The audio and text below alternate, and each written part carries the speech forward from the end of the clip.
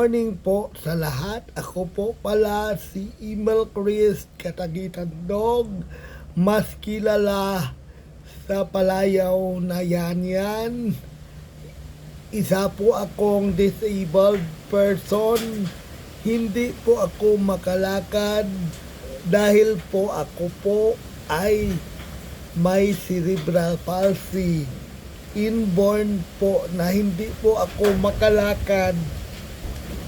Ginawa ko po itong video na ito para ipaalam sa mga katulad ko na may kapansanan na dapat ang taong may kapansanan hindi mawalan ng pag-asa.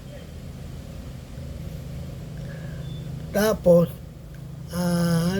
po, hindi hadlang ang kapansanan para maabot natin ang ating mga pangarap. At hindi porket may kapansanan tayo, hindi na natin magawa ang ating mga dapat gawin. Katulad ko, ipahayag ko lang po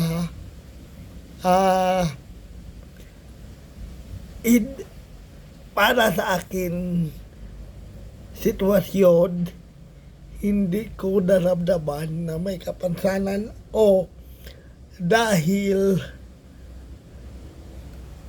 ang maraming tao ang nagmomotivate sa akin na ipagpatuloy mo lang yung buhay mo yan para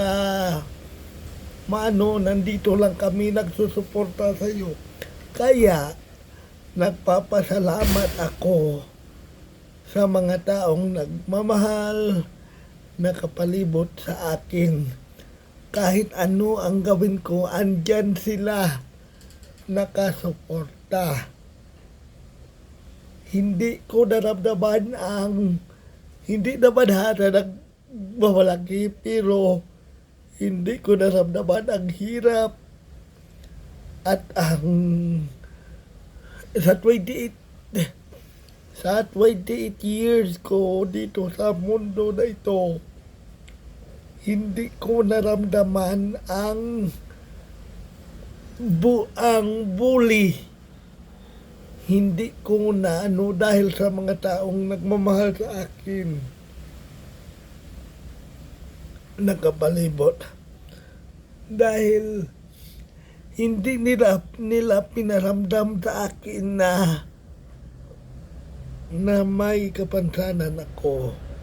Pinaramdam nila sa akin na normal ako.